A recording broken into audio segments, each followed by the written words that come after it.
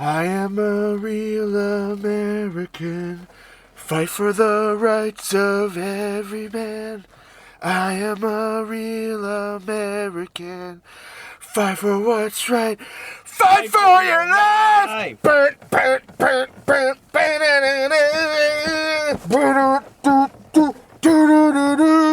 Hello and welcome to the next episode of Matt and Todd Go to the Movies with special guest Tim Davis. This is the podcast where all three of us went and saw a movie at our local Regal Cinema Theater, and now we're going to talk about it in Matt's Honda Pilot, in the parking structure right next to the movie theater, hopefully with not a lot of noise going on, but we can't guarantee that anymore. This is the podcast where we are going to talk about the movie we just saw, and we're going to talk about such things as, should you see this movie? Should you not see this movie? Should you snack during it? Should you hold off? Should you bring a date? Should you bring your kids? Should you go alone? Should you bring tissues? I don't know. Like, we're going to talk about all those things or none of those things or maybe some of those things. We don't know. It's all kinds of wacky. I am Todd Domer. And I'm Matt Malloy. And yes, I think you should bring tissues always to the movie theater. Always. You never know when you need a nose blow or a hand wipe. I did have to start the movie with a nose blow tonight. There so you I'm go. glad I grabbed napkins. Yes. Napkins are a good stand-in for tissues. And I have to admit, even though I don't like the portion size of it, I had the Cheetos popcorn for the first time tonight. And I really enjoyed it. But the size of it is crap. It is like smaller than a small. Yeah. And I'm sure it was just as much as like a medium. Yeah. I didn't pay attention.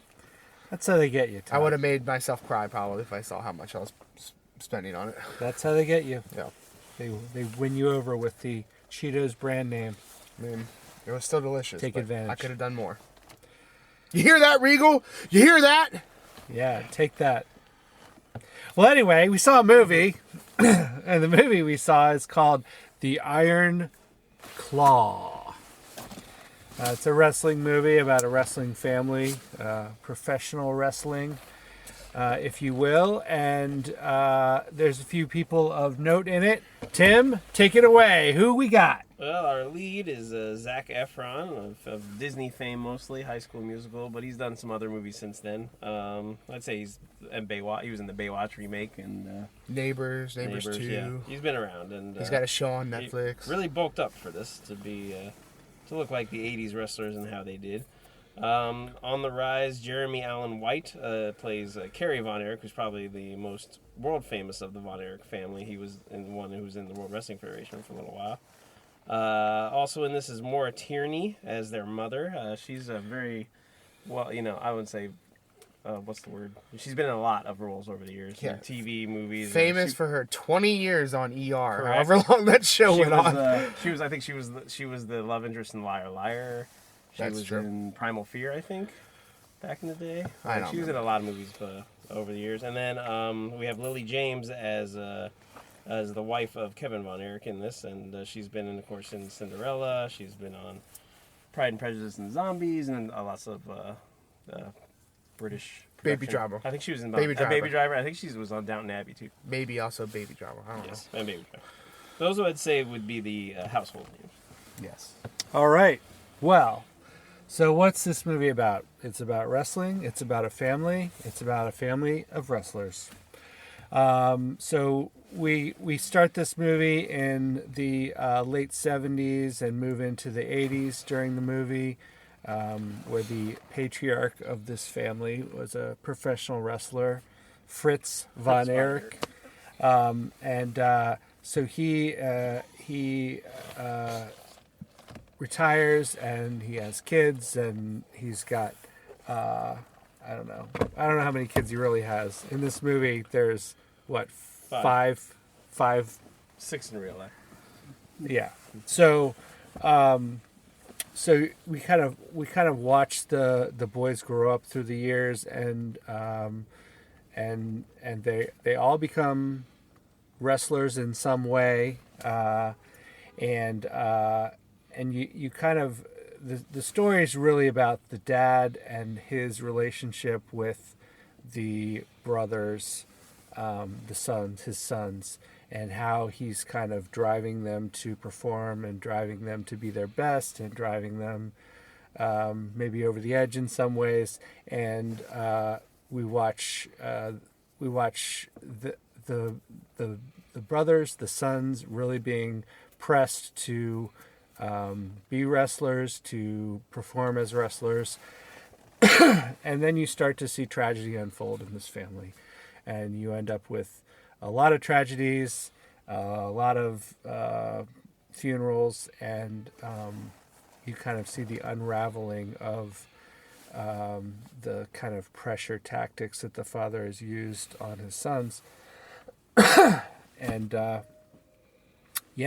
so it really follows the main character is, what's his name? Kevin, right? So he excuse me, a little coffee. He's kind of the last brother standing in this, and the story really focuses around him, I would say, the most out of all the brothers. You kind of get his perspective on the brothers and how they interact, and you get to see everything kind of from his perspective. And well, I think that's a decent summary of kind of what happens in the movie, without without giving away too much. And so, Todd, from the top rope, what is your gut reaction From to the top rope, the iron claw, devastating elbow body here? press. Oh, I can't. I can't pull off a flying body press. But that was what Kevin used. It's true. Okay, so there's a lot to unpack with this movie, I think. It's certainly a hard movie to sit through, only because of the subject matter, in the sense of, like, I'm not going to put it on par at all with, like, a movie like Schindler's List or anything, but, like, you've got a movie where if you're a wrestling fan at all, this family and its tragedy, so you're in store for, like, some information, but then you're in store for not a lot of good. So, Yes. and it's why I think I'm pretty interested in Matt's review as a person who is not in the know about that stuff. And we'll get to that. Yeah, we'll get to that. But it's not Matt's time, it's my time. So, I thought the acting in this movie was very good. I thought everyone played their part very well. I didn't think too much of the acting dragged a little bit. I don't think too much of the acting dragged. There were a couple of scenes where I was like, that could have been a little bit better. The guy who plays David Von Erich was good, but I think he could have been a lot better. I thought Efron and Jeremy Allen White did very well in their roles. And along with the guy who played Fritz, I thought he did really well too. I think the problem this movie's going to have is that if you're not a wrestling fan, are people going to care?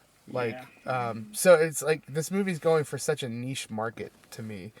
And it definitely showed in how many people were in the theater today. Like, there was probably 5 other people in the theater besides us. Night. And when I checked like an hour before the movie started, like, there was no tickets bought. Yeah. So that kind of makes me sad. Like, as a former wrestling fan, struggling wrestling fan now, that's kind of sad. Obviously everyone put in a ton of work. I thought the script is good, the cinematography is very good, the choreography of wrestling is very crisp and very good, and I thought all the actors who had to learn that stuff looked really well in the ring, including the guy who plays Mike Von Erich. I thought he did really well physically, because he's supposed to be playing the brother who struggled, and like wrestling was not at all his thing. And the tiny amount that you see him in the ring, I thought really showed he was not looking good compared to what we had seen. And I liked that aspect of that. And you get to, if you're not a wrestling fan, you get to see in my friend group, we call it the carny side of wrestling, where it's just a lot of backstabbing, it's a lot of lying, it's a lot of underhanded, shady stuff. So all that's fascinating to me, but I don't know how that's going to translate to the general public fascination. That's a hard one. I think I'm personally, my score for this movie is probably going to be pretty good, but I just don't see this movie carrying over to the general public very well. And that's a shame. I think it's a good enough movie to say you should see it if you're a moviegoer. Like, why not take a chance? Maybe you'll discover something you really love about the movie, and it'll become one of your favorites, possibly. But if you're not a wrestling fan, it's really hard for me to say, like, yeah, you got to get out and see this movie. I don't think it hit a home run like that. Like, in a sense of, like, that I would say, everyone, stop what you're doing, go see this movie. It's going to blow you away. It's not going to happen. It paints the story. It does a really well job of painting the story of this family, but it's not going to translate to the general public, I don't think. And I think that's the biggest thing going against it. There's something, and I've been saving it for the podcast, there's something going on with Zac Efron's face that we saw a lot in this movie. And I've read two things that could be possibly going on. The popular theory is that he's had botched facial, like, surgery, like a lift or something like that. The theory, not theory, but the report that I like to believe, because it's just really funny to me, is that I was reading this report that at one point he was running around his house super drunk, and he tripped and smacked his face on a coffee table and had to have surgery because he was an idiot. Like, so I prefer that story.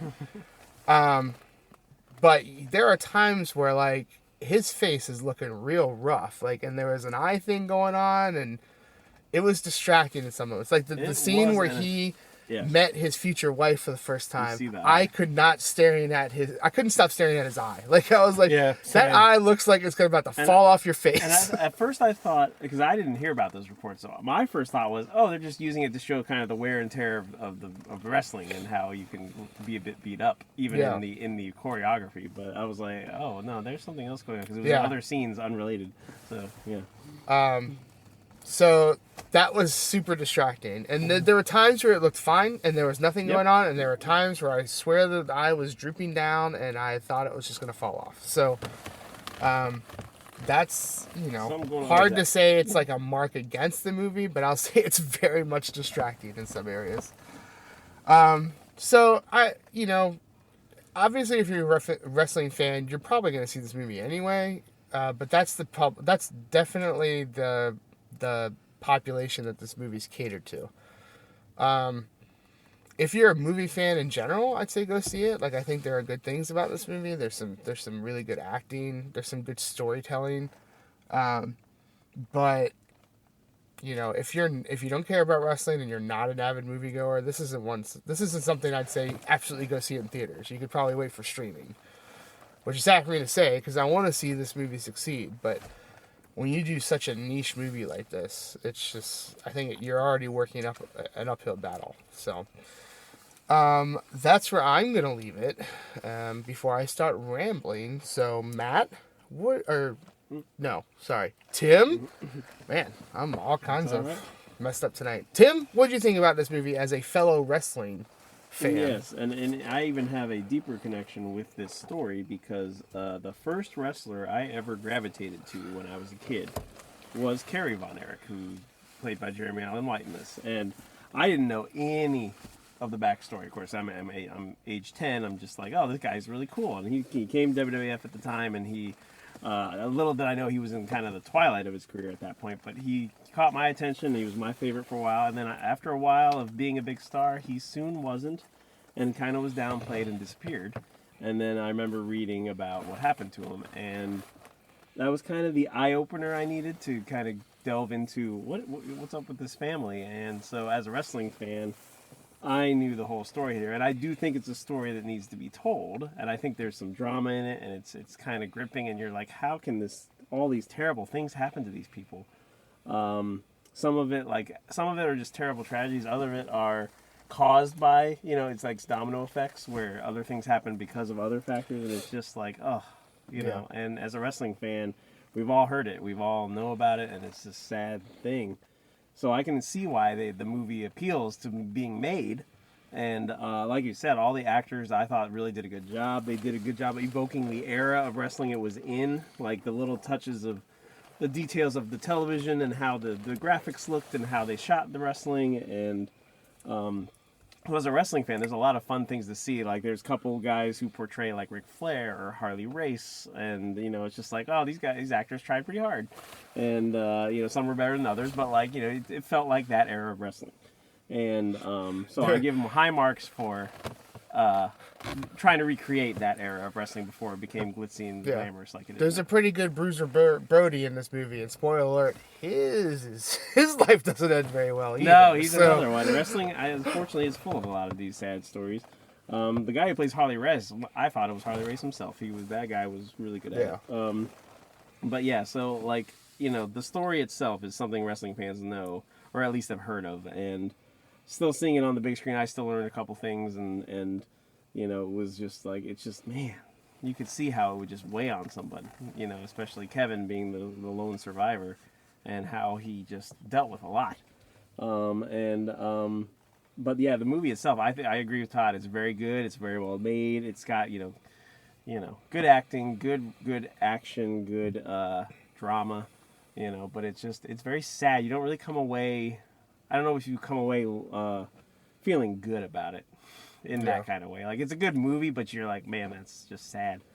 And but I enjoyed it. I would recommend it too. Even if you're not a wrestling fan, I think it's a way to, if someone doesn't know wrestling, they might be interested in it after this movie, or at least they might do a dive and like, wow, what did happen to this family? And then kind of do a Wikipedia or some other way of like, hey, let me research a little more about this, because good biopics, I think, do that, where you're just more interested in the subject. But yeah, like you said, as far as mainstream appeal, I don't know. It's coming out on Christmas against a lot of other bigger movies. I could see it maybe getting mentioned around awards time, because some of the acting, I mean, it's a low budget indie thing.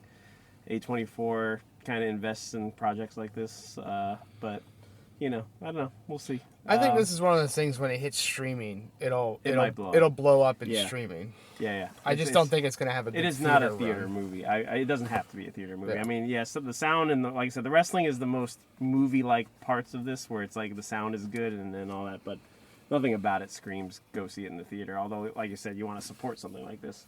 But I did enjoy it overall. So let's hear from our non-wrestling podcast member, Mr. Matt.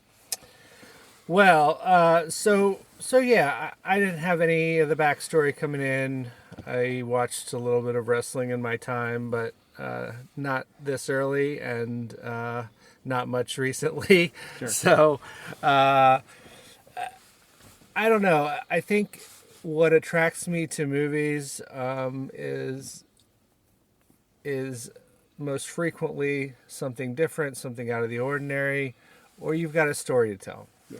And I think that this movie has a story to tell, and they do it well, and it's an engaging story.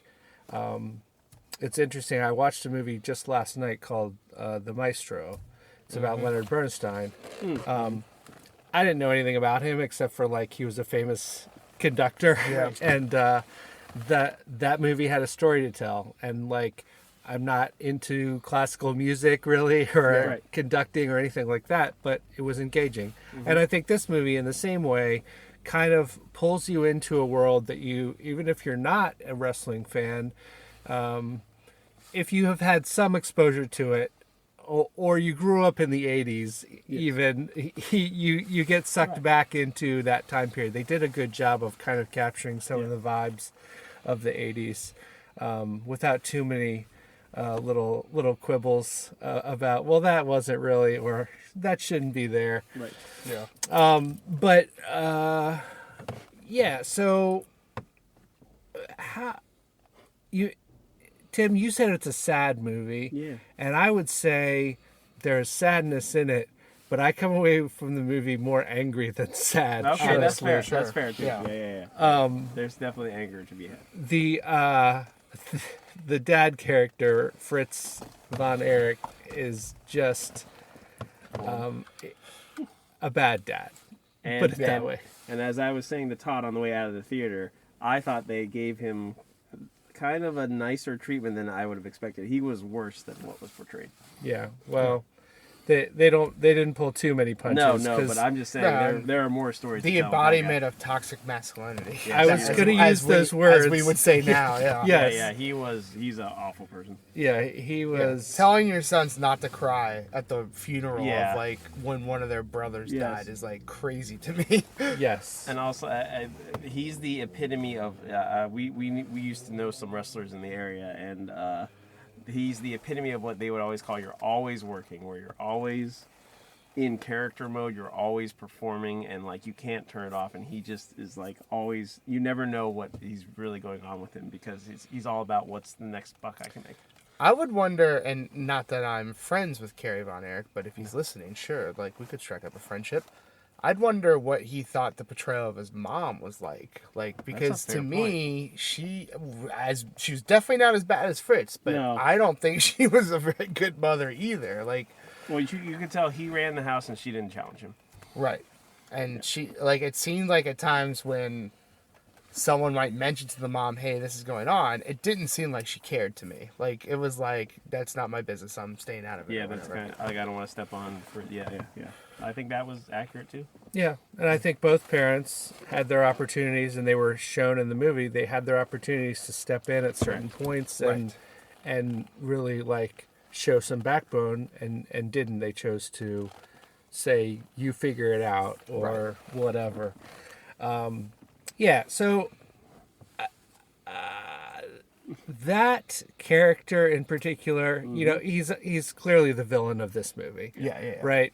And so sometimes a villain is so bad that it almost takes you out of the movie. Yeah. And I would say that like just some of the stuff that happened that is shown that he did in the movie kind of took me out of it a little. I was just like, I can't believe that these boys had to go through what they went through, these sons. Yeah. And you can almost draw, like, you can't completely, but you can almost draw lines to what happened to them in certain circumstances based on how they were raised and how they were driven to perform, to succeed, to always be looking at the next buck. And how that led to kind of crash and burn in a lot of situations. Well, and like in for a movie that has such an obvious villain, like, you know, thinking about other movies that have other villains, there's no comeuppance for this villain, really. Like, Right. I mean, you would argue, some of the death of his family, maybe, but does he ever that didn't truly- seem like it really, really like It's like he never affected dealt him. with it. Like, Yeah, right. so We never see it in the movie anyway. correct. Yeah. Those are his consequences for his actions. Yeah. Right. And they didn't seem to affect his behavior. Right. No. So, how did I feel about this movie overall? I thought it was an interesting story. I thought it was well acted. I thought the wrestling bits looked pretty good to me. Yeah, I thought so too. And Great job recreating the sportatorium. Oh, or the whatever it's sportatorium, called. it might as well have been there. I mean, that Yeah. building doesn't exist anymore. That really captured the vibe. but From the tapes I've seen. yeah, so I think at the end of the day, I come away saying that was an interesting story. I'm glad that I know what happened to this family, and I hate the father, and I'm mad at him. And Yeah. that's how a lot of wrestling fans feel. And so I liked the movie, but was slightly, I would say it was a detraction just how evil the dad character was. So I'll leave it at that. Not even a Fair. character. They're just, Yeah, it's- for real. The fact Yeah. that it's a real person, and like I said, they didn't tell all the terrible things he did. Right. They had to keep it to a movie. Because it's almost like at some point you'd stop believing it. Like Yes, you'd be like, right. nah, that didn't happen. I think they had But to dial it yeah, back because it there's did. so many bad stories to tell. Yeah. All right. Well, there's only one rating I feel like we can give this movie. How many Iron Claws do you give this Yeah, movie? of course. The Iron Claw being Their one of the finishing. famous finishers of the Von Erichs. Always an enjoyable finisher for me to see when I watch wrestling. I love the claw. It is so ridiculous and so stupid. It's but all it's about amazing. the person getting the claw, Yeah. making it look like their head is being smushed. So obviously 0 being the worst because then you got nothing going on and that's boring. You're probably not going to win. Yeah. 5 being the best because, man, then you got all the Von Erich brothers hitting the Iron the Claw, claw. and that's a good time for you. So, Matt. I'm going to go with 3.1 Iron Claws out of 5. I thought that there was enough good in this. And even though I came out of it feeling kind of bad and kind of angry about some of the subject matter and one character and one real person in particular, also I can say that I felt something. Yeah. You know, the movie made me feel something, and that's a plus too. So those kind of offset, and I think that overall a decent movie and an enjoyable, mostly enjoyable movie to watch. Sad, sure. Angry, sure. But I end up with 3.1 Iron Claws at the end of the day, and that's not bad. Yeah, absolutely. Tim? I think I'm going to put myself a little bit higher. My wrestling fandom helps in that. I like that I kind of knew the story, but I was still into the movie, and it didn't make me go, oh, they messed this up, or they didn't tell this right, or, it was still an engaging story because it is such a real-life tragic story that even a movie version of something I already knew kept me captivated the whole time. So I'm going to give it a 3.6. Nice. I am going to land on a 3.3. I thought, as far as telling a story and keeping you engaged in this kind of, crazy, sad story, I thought they did a good job. But again, I think it's such a niche story that it's just not gonna translate well to a theater run. So that's sad to me. But I thought acting was really well. I loved, like I said, I loved the recreation of the late 70s, early 80s, mid 80s, TV events and live sporting events, and I thought, like I said, I thought everyone did so well in the ring. They really did. They probably, that was probably months and months and months of getting to that point and working on it, and I thought it really showed. I could have done for a little bit more story about Kevin after he sold the business and stuff like that, and because it really, part of the story paints the idea of there's a point in the movie where Kevin chooses his family. He chooses his family over everything else, because it's not which is working kind out of for what everybody you're else. which you're kind of rooting for.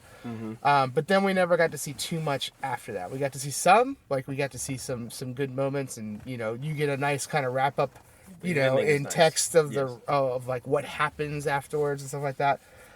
But I could have done. I feel like that would have been a nice, if we could have had maybe 10 more minutes of that, seeing what happened, and I feel like Show that he would have chose made the right us, thing. that would have made us leave the theater a little bit more happy, I think. I agree. I get that. Almost like a more triumph. But if you're just a movie fan in general, go see this movie. If you're a wrestling fan, you're gonna see this movie. But general public, if you don't care, wait for streaming. Yep. All right. Last thoughts? No, I think it's good. If Zac Efron's listening, Yeah.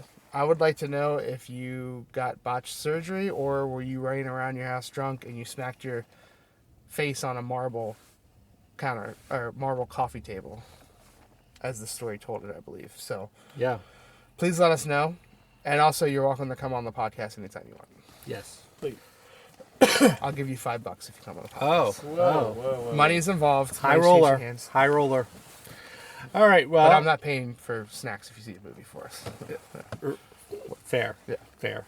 Tough, but fair. Got to draw the line somewhere. All right. Well, that's going to wrap it up for this episode of Matt and Todd Go to the Movies, where we review the movie The Iron Claw. And we gave it an average rating of 3 1/3 Iron Claws out of 5, which is a decent rating. And I think we would say go ahead and see this movie. It's got a story to tell. And yes, if you're a wrestling person, you probably already have this movie on your radar, and you should definitely queue it up and watch it, either in theater or on streaming when it comes. Thank you for listening, all listeners, subscribers, and please. We got our. I forgot. We got our year-end wrap-up. Would you like to go over that real quick? Yeah, we can. Let me. I started to bring it up real fast. Yeah. No, it's good to know. It has changed from last year. I thought. Maybe I'm wrong. What you got? All right. So, our most popular city is now Houston. Interesting. Which that's a change. Wow. And then the next cities following that is Myrtle Beach, South Carolina. Myrtle Beach. Okay. Frankfurt and Maine, Hesse, I don't know, Baltimore, and San Diego. Wow. We are in 51 countries. Nice. The most being the United States, then Germany, then United Kingdom, then Australia, then Canada. Our top episodes have changed since last year, which I'm glad to see. The top episode now is Whitney Houston, I Want to Dance with Somebody. Oh, wow. And then We Can Be Heroes is still number 2 hanging on. Yes Day, number 3. A Man Called Otto, number 4. And then still hanging on, just like a bad stench in the air, is the Secret Magic Control Agency. That's 5th. So I think we should highlight there that 0 of those movies came out in 2023. Yes, correct. Yeah. We reviewed A Man Called Otto in 2023 in January, but it was a 2022 movie. Yeah. And everything else was Whitney Houston, then. 2022. We Can Be Heroes, 2020. Yes Day, 2021. Man Called Otto, 2022. Secret Magic Control Agency, Gotta be 2021. For the year, we had 2,928 downloads. Like I said, 51 minutes. We had 50 episodes this year. And total minutes recorded is 1,283. That is great. And I hope that we can get just a couple more podcasts in before the end of the year to make it 52, to make it an average of 1 per week, which was my goal at the beginning of the year, is that we hit 52 episodes. I guess that's true. Year. I didn't even think about that they sent that out, but there's still like 2 weeks left of the year. Still are. Yep. Are they going to send us an updated one? Yeah. Well, we'll update it in our minds. Maybe next time we should look at the spreadsheet too of average scores for the year, and we can do kind of a. I'm sure I Year-end still review. have the emails of the other year-end reviews, so maybe next year we could take some time and review what has happened each year. Yeah, maybe in early January we could Do like take a best of. take a little best of, worst of type thing. Yeah. We just have to figure out where the cutoff was, which is not that hard to do. True. Well, anyway, there's our year in review wrap up early before the end of the year, but whenever you're listening to it, it's pretty close to accurate, as it's December 21 at this point. But yeah, hopefully we'll get a couple more in there, and you guys can download them and listen to them, and please keep doing that. And we will see you next time. Da da da da Da da da da da. da da da.